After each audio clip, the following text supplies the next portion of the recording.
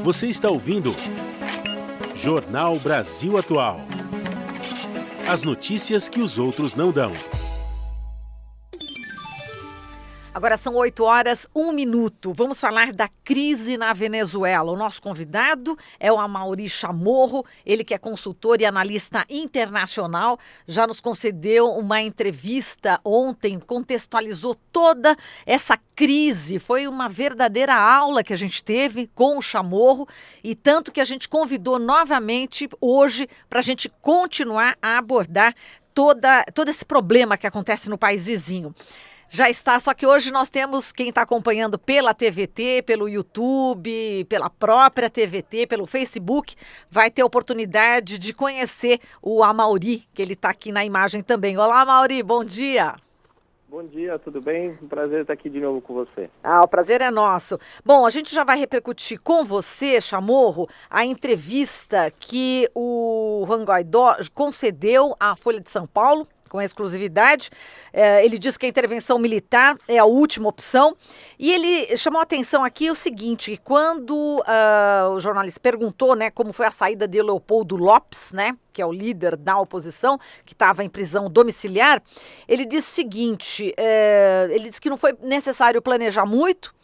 Ele, como presidente encarregado, né, ele conferiu um indulto e os agentes do SEBIN, Serviço de Inteligência da Venezuela, acataram.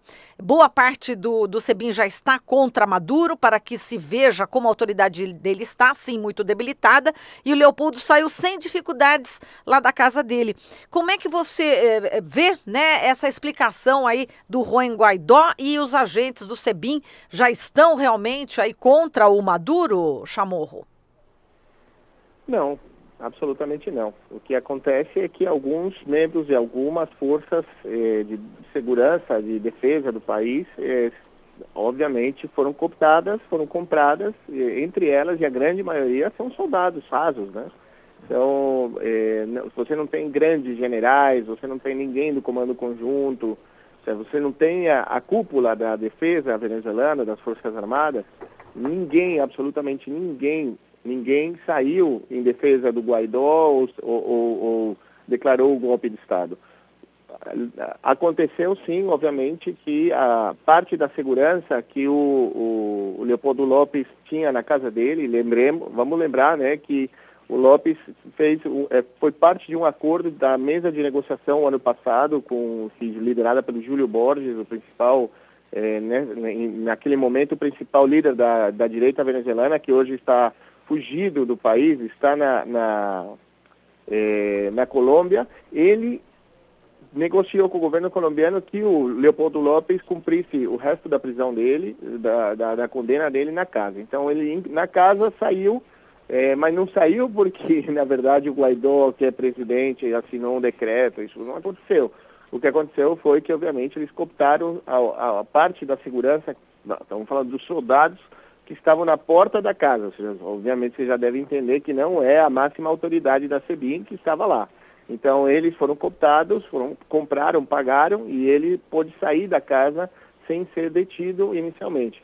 Porém, a SEBIN, o Exército, a Força Aérea, a Marinha, as milícias, a Guarda Nacional Bolivariana, a polícia, todos eles estão absolutamente alinhados ao presidente Nicolás Maduro. Eu queria só fazer uma observação. Sim. Ele falou, não, seria a última opção, uma intervenção, um golpe de Estado, né, uma intervenção. O que ele tentou fazer na terça-feira? Agora acabaram as opções.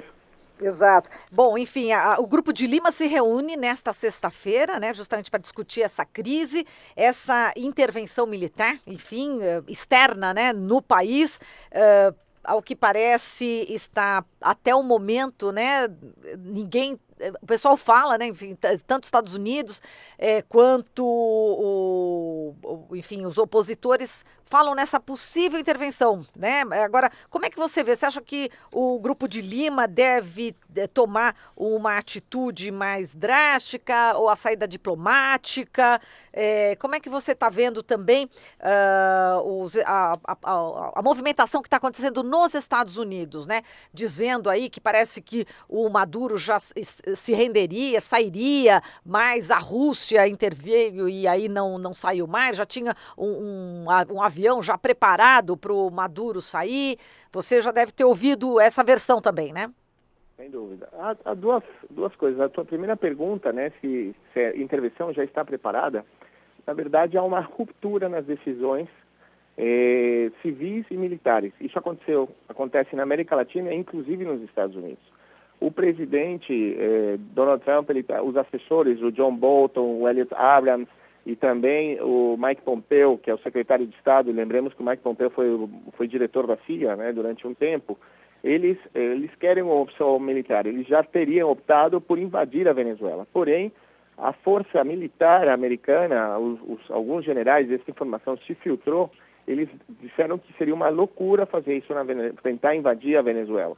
Primeiro porque a Venezuela é fortemente armada, né? Não vamos, obviamente, na comparação com os exércitos latino-americanos, é um exército, uma força armada muito bem equipada, treinada e com uma moral muito alta. Segundo, eles têm um apoio internacional da Rússia e da China, né? E eles declararam, já a Rússia e a China declararam que a Venezuela é um sócio estratégico que não pode ser topado, senão eles vão ter que intervir também.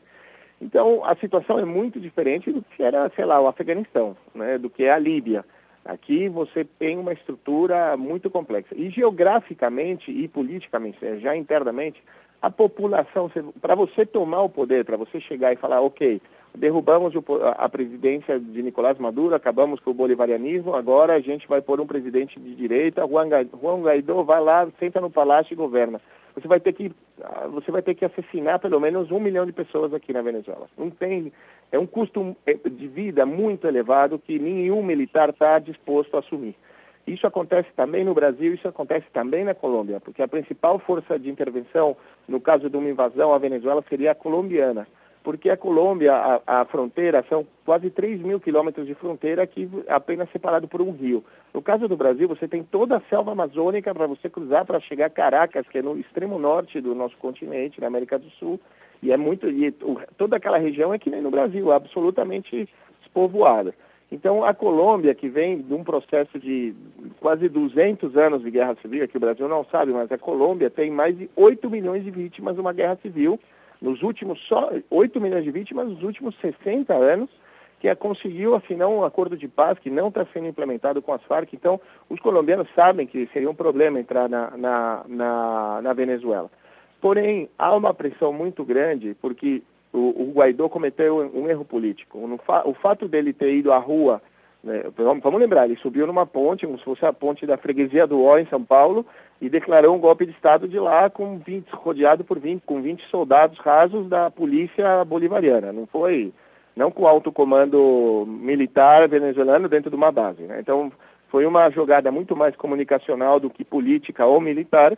Então, ele acaba empurrando também que as opções já praticamente não tem uma opção de diálogo. Não há maneira de derrubar o presidente Nicolás Maduro, a não ser que venha uma força militar exterior, invada o país e morram milhões de pessoas. Se não for assim, não tem como derrubar. Então, o Guaidó sabe disso. O que acontecia é que o Guaidó havia perdido muito apoio interno e externo, porque, obviamente, ele ser proclamado presidente, daí ele ter indicado embaixadores na União Europeia, na ONU, na OEA, e que agora os Estados Unidos vão dar isso. É um assalto à mão armada, tem que se lembrar. Imagina que os Estados Unidos, um juiz acabou de dizer que quem representa os interesses da Venezuela nos Estados Unidos é o Juan Guaidó. Eles vão entregar ao Juan Guaidó a possibilidade de fazer a gestão do dinheiro, do capital da Venezuela no mundo. É uma loucura. Ele não é presidente da República, ele não tem um ministro de Finanças, ele não tem a representação do Estado nem do governo. Então, o que os Estados Unidos estão forçando realmente, o que eles tentaram forçar, que o Juan Guaidó exercesse o papel e que a comunidade internacional aceitasse como presidente da República, não aconteceu. Então agora ele já ficou sem opções, inclusive já há uma pressão popular grande aqui na Venezuela, inclusive alguns setores do próprio chavismo, de falar que o Guaidó deveria ser preso. Então vamos falar também sobre a prisão do Leopoldo Lopes, né? O Tribunal Supremo da Venezuela já manda prender Leopoldo Lopes, e eu aproveito para te perguntar, para falar um pouco do Leopoldo Lopes, né? Desse líder da oposição que foi, né, solto agora nessa operação de Juan Guaidó, e qual que é a importância dele nesse cenário da oposição, como é que é a participação dele? Eu trocaria, se você me permitir, eu não quero ser grosseiro, não é corrigir, mas eu gostaria de adaptar a palavra. Eu não diria que ele foi solto, foi liberado, né? Dá a impressão de que ele estava cercado e que estava dentro de um quartel, de uma prisão. Ele estava na sua mansão, em Altamira, e ele saiu pela porta, entrou no carro dele e andou. Os policiais que estavam fazendo a guarda na frente da casa dele deixaram ele sair. Exato. Não é que houve um operativo de resgate e de enfrentamento, não. Simplesmente os 3, 4 soldados que resguardavam a casa dele foram cooptados. A gente, volto a repetir, soldado raso, a gente sem nenhum peso dentro da estrutura, que acabou sendo cooptado. Então, o Leopoldo Lopes, ele é parte da muito fragmentada direita venezuelana. Aqui existe uma fragmentação tremenda, não há um processo de integração ou de coligações da direita para ter um candidato único, para conseguir ter uma única voz e pressionar dessa forma, de maneira mais concentrada, o governo do presidente Nicolás Maduro.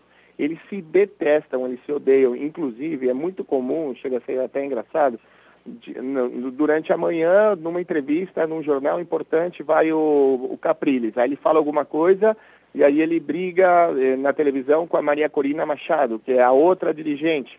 Aí a dirigente vai numa rádio e responde super agressiva contra o Capriles. Depois sai o Júlio Borges, desde a Colômbia, por Twitter, e fala que a direita é uma vergonha, como pode ser que essa mulher falou tal coisa. Aí depois sai a mulher do Leopoldo Lopes. Então, você tem todo dia uma clara demonstração, e a sociedade colombiana venezuelana sabe disso, que não existe uma unidade entre a direita. Então, o Leopoldo Lopes, ele representa o setor da direita mais violento.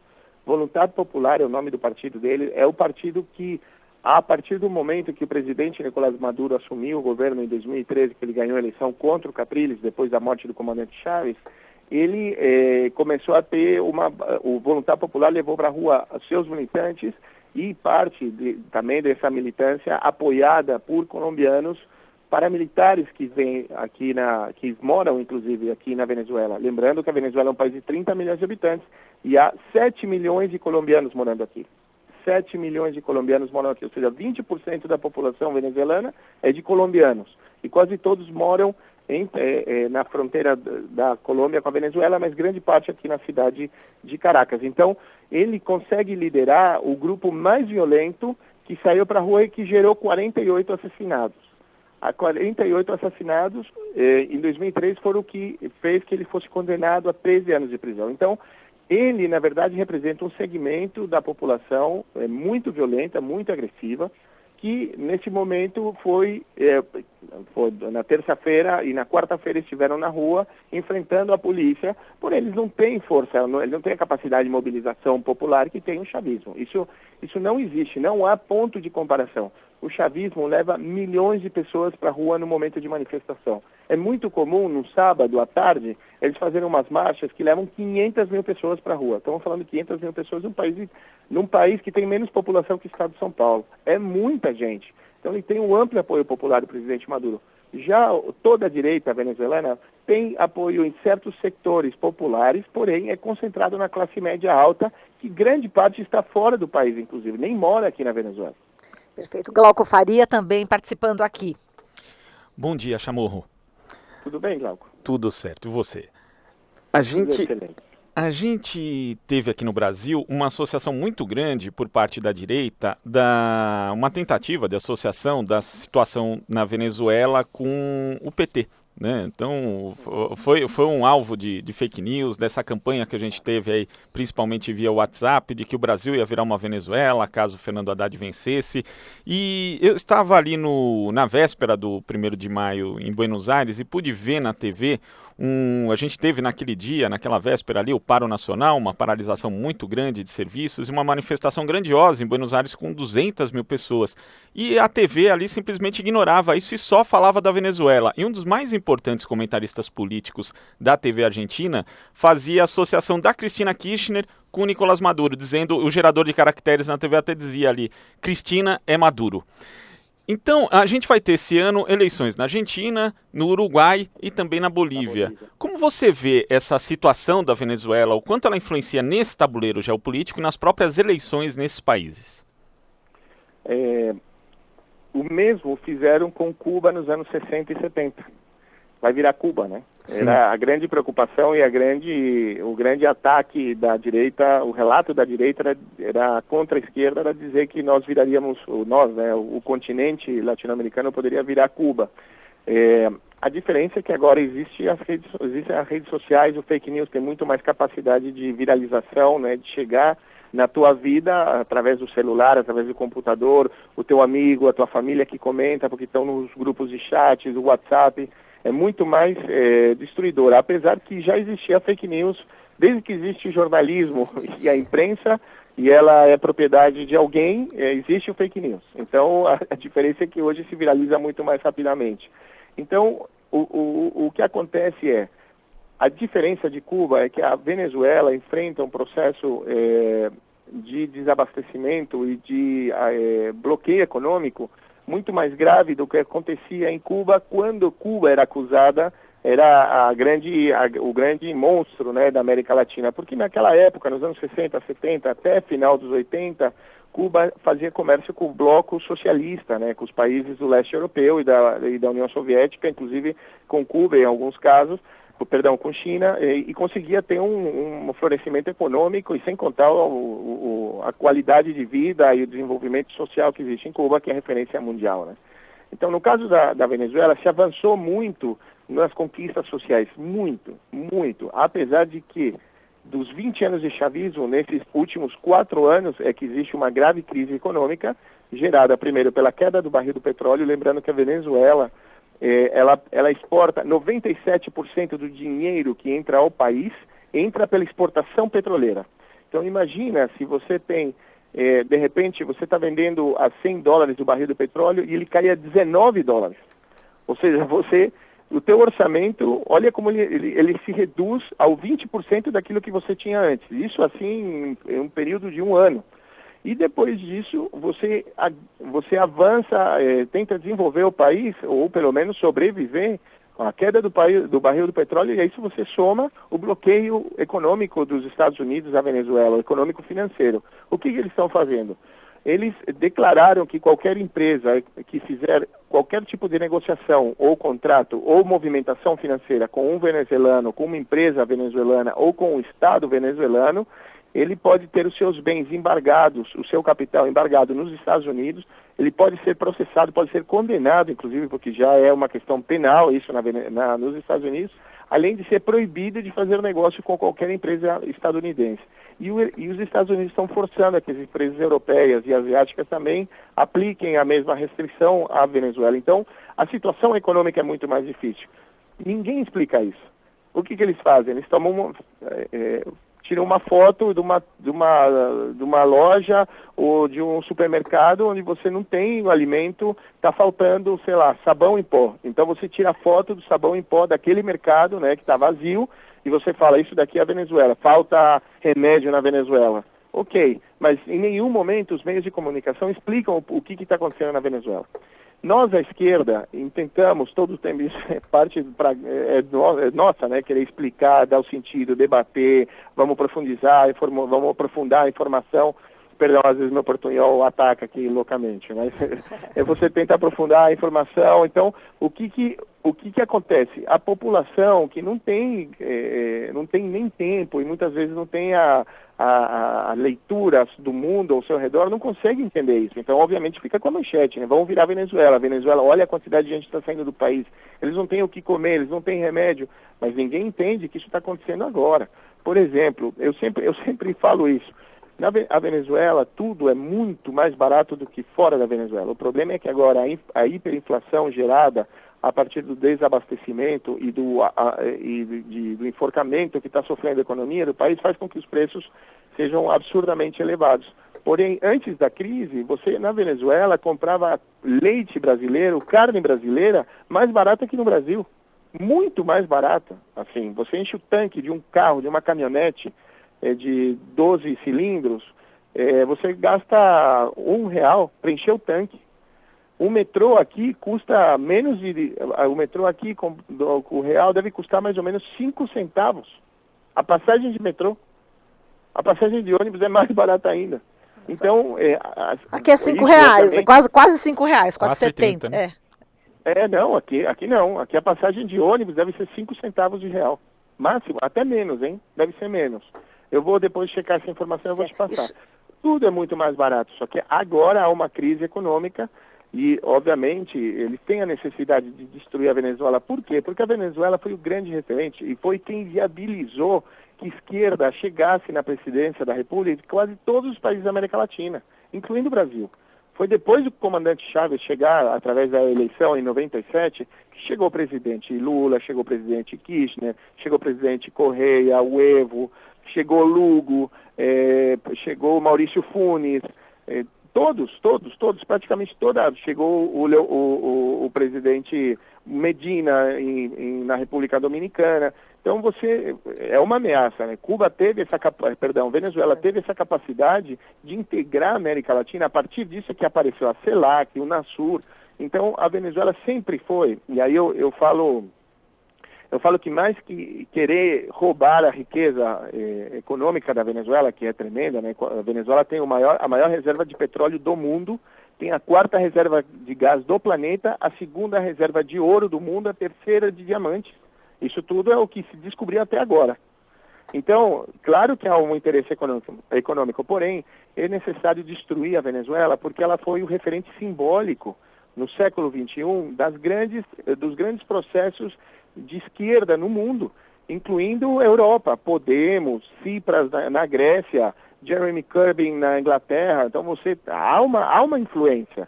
Então você precisa matar simbolicamente a Venezuela, transformá-la num desastre, dizer, olha, isso daí é o socialismo, essa é a esquerda. Está todo mundo passando fome, está todo mundo fugindo do país e é uma ditadura lá. É isso que você quer para o Brasil? É isso que você quer para a Argentina? Então, não é só roubar a riqueza do país, porém destruir o país simbolicamente. Por quê? Porque ele teve a capacidade de influenciar o mundo inteiro. Então, agora há uma disputa nesse sentido. E a esquerda, que está debilitada, e eu diria, aí avançando num tema que a gente não topou, e na verdade não mas rapidamente comentando, se fala do pêndulo, né, histórico. Um tempo é de esquerda, outro tempo é direita. Isso eu estou absolutamente em desacordo. Por quê? Porque agora, na verdade, se não fosse a aplicação do lawfare, a América Latina inteirinha seria de esquerda ainda. O presidente Lula teria ganho no primeiro turno no Brasil. O presidente Correia poderia ser candidato no Equador, ele ganha no primeiro turno também. O presidente Evo Morales. Você teria também aqui na Venezuela o presidente Maduro. Na Colômbia, muito provavelmente teria ganho Gustavo Petro. Então, o golpe de Estado que aconteceu contra o presidente Zelaya, contra o presidente Lugo. Então, não foi uma coisa forçada. É parte da estratégia deles de enforcar a América Latina, porque sabem que dentro de um jogo eleitoral, se tivesse respeitado a norma, a regra, apesar da gente morar em um país que tem um sistema eleitoral absolutamente favorável para a direita, para os setores conservadores, a gente aprendeu a ganhar eleição. Então, e governando, a gente fez um muito bom governo. A gente acabou sensivelmente com a pobreza, a gente melhorou os indicadores de desenvolvimento humano, a economia melhorou, tudo melhorou. Então, eles precisavam quebrar isso. E como na Venezuela eles não conseguiram implementar o processo de lawfare, que eles tentaram, vamos lembrar do que a fiscal, que é a fiscal é a Procuradora-Geral da República, né? A Ortega, ela também saiu fugida do país. Ela estava tentando implementar, estava chantageando certos membros do governo, da alta direção do governo, porque ela entraria com uma série de denúncias quando se filtra a informação de que o marido dela negociava, ele era o que recebia o dinheiro da chantagem para as pessoas não serem presas. Então ela teve que fugir do país. Então, como eles não conseguiram, os Estados Unidos não conseguiram implementar o lawfare na Venezuela, a opção é praticamente militar, e é isso que está acontecendo. E Chamorro, só para a gente concluir aqui essa entrevista com você, vamos falar um pouquinho também sobre a manifestação que o Guaidó está chamando para sábado. E qual que é a sua expectativa, né, em relação a essa manifestação, e as pessoas pró-Maduro devem ir também para as ruas? Olha, o que eles fazem, né? Ele fala, vamos sair para a rua, vamos se manifestar. Então vai um pequeno grupo, sei lá, umas 5.000 pessoas, numa esquina de Altamira, que é onde acontece o enfrentamento. Eles vão lá, escutam o que o Guaidó fala, vai todo mundo embora, e fica um grupo de umas 300 pessoas muito violentas, que são aquelas que se enfrentam à polícia, que está fechando o perímetro para eles não saírem desse lugar. E aí vem os meios de comunicação internacionais, tiram as fotos, filmam, e aí eles veem os feridos de gás lacrimogêneo ou coquetel de molotov e falam, olha, a Venezuela está em resistência. E na verdade é um pequeno grupo enfrentando a polícia. Há manifestações contra o governo também, mas muito mais pacíficas em vários pontos do país. Há uma oposição, eles são reais, as pessoas querem uma outra opção, querem mudar. Não são maioria no país, essa é a diferença. E dentro da maioria, dentro do grupo que quer mudar o país, a minoria é que é violenta. Então, ele chama, e é isso já há 3 meses que ele chama quase todo dia uma nova manifestação. Agora sim, vamos lá, agora é Operação Liberdade, agora é Operação Saída, agora é Operação Grande Final, agora é Operação Vamos com Tudo.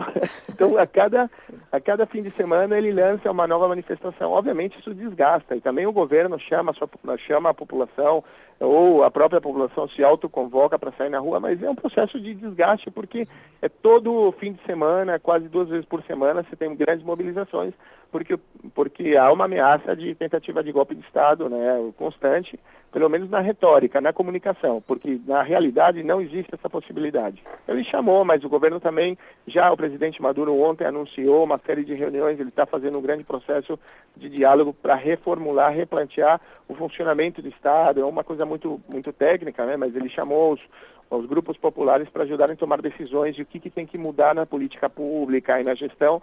Obviamente isso como parte de integrar, né, coesionar mais a base militante chavista, para poder enfrentar o que está por vir. Porém, olhando a médio e longo prazo, né? Não está olhando amanhã, vamos tentar resistir, não. Ele está vendo reformas profundas no Estado para continuar a sua capacidade de mobilização popular. Porém, ontem ele não anunciou, pode ser que ele seja anunciado hoje ou amanhã, a possibilidade de fazer uma marcha para resistir ou enfrentar não, porque não é um enfrentamento, é para demonstrar mais força, né, mais mobilização do que a direita. Perfeito. Chamorro, a gente agradece aqui toda a sua análise, a gente com certeza vamos falar em outras oportunidades com você, a gente agradece e um bom fim de semana, um grande abraço. Obrigado a você, um grande abraço ao meu querido Brasil, morrendo de saudade, e eu estou sempre à disposição. Uma honra. Obrigada, nós que agradecemos. Falamos aqui com o Amaury Chamorro, consultor e analista internacional. Ele que falou aqui sobre a crise na Venezuela. Você sintoniza Rádio Brasil Atual. 102,7 Noroeste Paulista, 93,3 Litoral Paulista, 98,9 São Paulo.